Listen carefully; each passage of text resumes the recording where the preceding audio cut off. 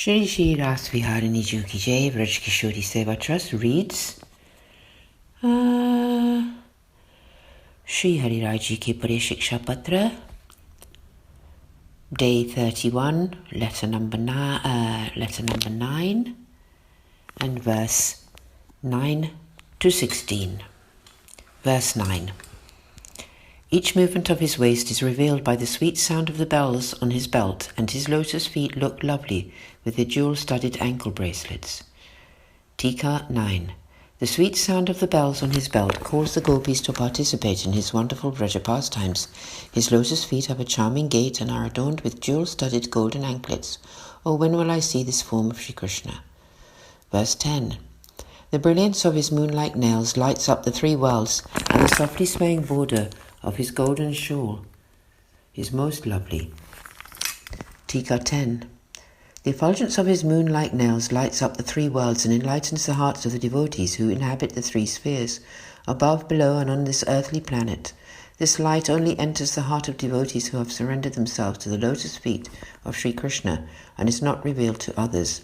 In Sri Vrindavan, Sri Krishna's delightfully three-curved form is experienced by the gopis who are of three types, Rajasi, Tamasi, and Sattvic.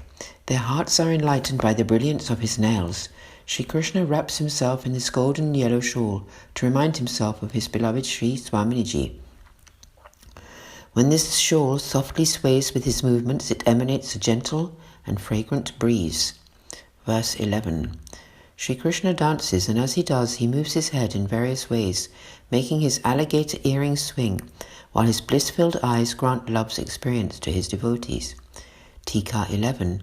His alligator-shaped earrings symbolize the yoga of emancipation.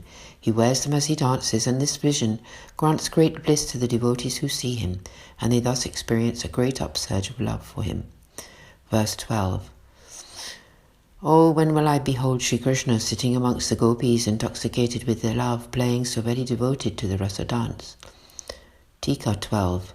The Lord is surrounded by the gopis. He is very skilled in granting them the experience of his love, and simultaneously blesses each one of them individually. So clever is he. Verse 13. Most enchanting is his form, curved in three places, as he holds his flute in both hands.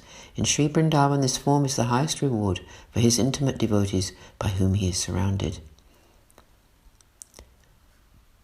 Tika 13.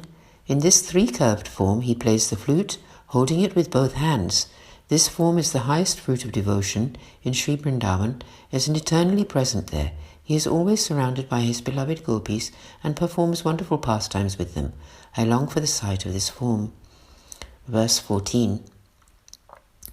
The sound of his flute enchants the pure-minded souls and brings consciousness to unconscious matter.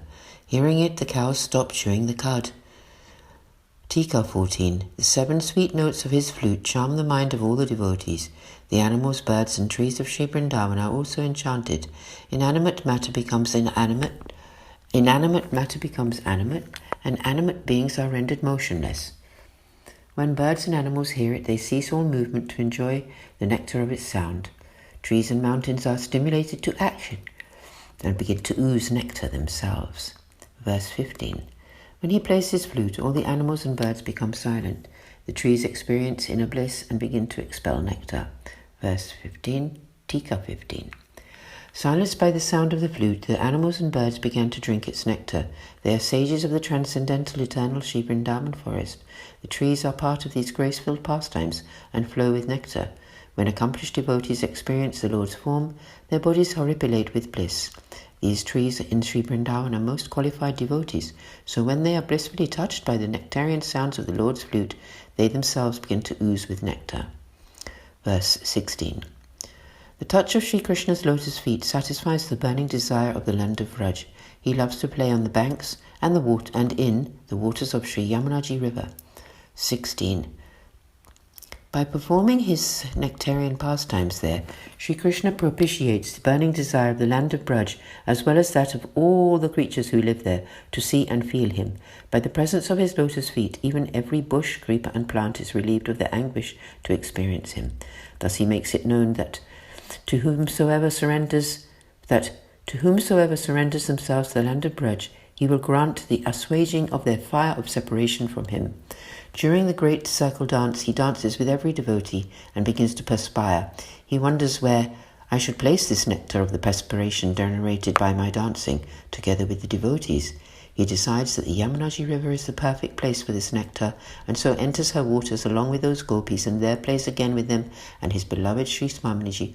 Or when will I be blessed with this vision of Sri Krishna, who grants his nectar to Sri Yamunaji by playing in her waters to refresh himself. Pausing here today, day 31, letter 9, and verses 9 to 16. We continue tomorrow. Aaj ke Anand ki jai ho, Shri Vrajbhasha ji ki jai ho, Sab Vaishnavan ko sadar saprem sadenya, Sananda Jai Shri Krishna, Shri Shri Ras Biharini Ju ki jai ho, Aaj ke Anand ki jai ho, Jai Jai Shri Radhe.